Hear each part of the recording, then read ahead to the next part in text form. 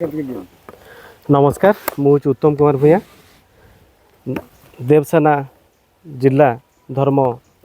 प्रकोष्ठर सचिव हिसाब से कार्यरत। एबे जो चली जो भारत को हिंदू राष्ट्र घोषणा करवा समस्ते कहते आम समस्त हिंदू भाई समस्त सनातनी भाई कहते जे भारत को हिंदू राष्ट्र घोषणा करवा। भारत को हिंदू राष्ट्र घोषणा कौन करा भारत ऑलरेडी हिंदू राष्ट्र थिला अच्छी आउ रहिबो भी घोषणा करा जिवार कथा किछि नाही। एठी प्रथम रु थिला 2000 वर्ष पूर्व जेते तक्षशिला को जाली दिया गला कौन से सनातन धर्म नष्ट होता नष्ट हो नथिला। 1000 वर्ष पूर्व जेते नालंदा यूनिवर्सिटी को जाली दिया गला से कौन हिंदू राष्ट्र पलैगला ना भारत में हिंदू समस्ते चलीगले ना आम सनातन संस्कृति लिभिगला लिभि नथिला दबी दि जाइथिला किंतु लिभि पारि नथिला आ लिभिबो भी नाही। 40 वर्ष पूर्व जो काश्मीर रे हिंदू मान को मारी दिया गला सनातन संस्कृति को सेठी जाली दिया गला ता माने कौन सेठी सनातन धर्म नष्ट हो गला है नहीं कि हबो भी नहीं। एबे 1947 मसीह आम देश स्वाधीन है। देश स्वाधीन है परे जो सनातन देश थिला सेतेबेले भारत पलि आसिला कौन ना धर्म निरपेक्ष राष्ट्र। एटा कौन प्रकृति युक्तियुक्त 2000 वर्ष पूर्व जो तक्षशिला को जाली दिगला से भी आमर जिते महान संस्कृति धर्म ग्रंथ थिला जिते वेद उपनिषद थिला ताकू जाली दिया गला ता माने कौन आज 2000 वर्ष पूर्व जाली दिया एबे भी कौन सनातन धर्म पलि जाइछि नाही अच्छी।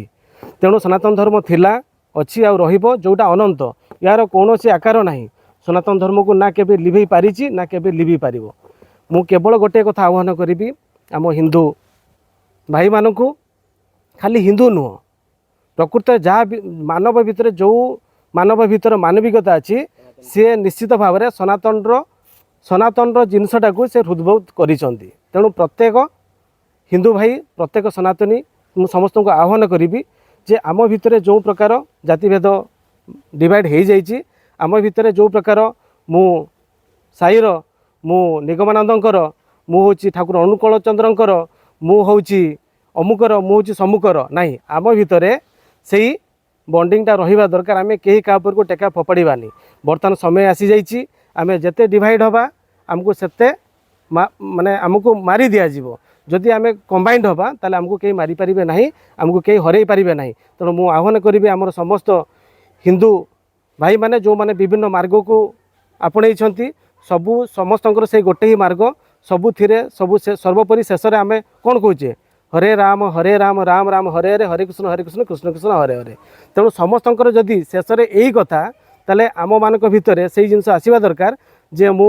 ना निगमानंदकर ना मु अनुकूल चंद्रकर ना मु साईंकर ना मु मुनि समाजर आमे गोटे समाज आमे कौन आमे होचे गोटे आमे होचे सत्य सनातन जोटा कि सबू सनातन भाई मानक मोर गोटे अनुरोध आमे समस्ते मिलीमिशिबा आमे केही का ऊपर को टेका फोपाड़ानी। एबे समय आसीची आमे भारत हिंदू राष्ट्र घोषणा करवानी। भारत ऑलरेडी हिंदू राष्ट्र थिला अच्छी 1947 मसीहा देश विभाजन परठू जो लेखि दिखाई संविधान रे भारत गोटे धर्म निरपेक्ष राष्ट्र सेटा नुहे जो सनातन राष्ट्र थिला भारत आगरू से सनातन राष्ट्र घोषणा करा जाऊ यह हूँ आमर दाबी आम समस्तंकर दाबी। ये खाली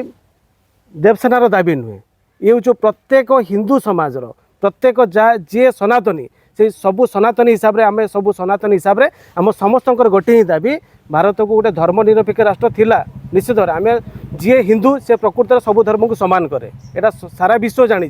खाली आम नुहे सारा विश्व जानी जी हिंदू से समस्त को समान आखिर देखे आ सबू धर्म को समान करे किंतु अन्य धर्म कथा मु कहबिनी सेटा समस्ते जानिछंती। तेणु आम हिंदू आम भितर से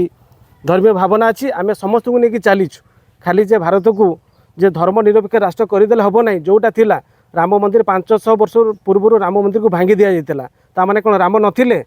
500 वर्ष पूर्व मोगल माने ताड़ी बाबरी मस्जिद सेठी बाबर मस्जिद निर्माण कर देते ता माने कौन राम मंदिर नथिला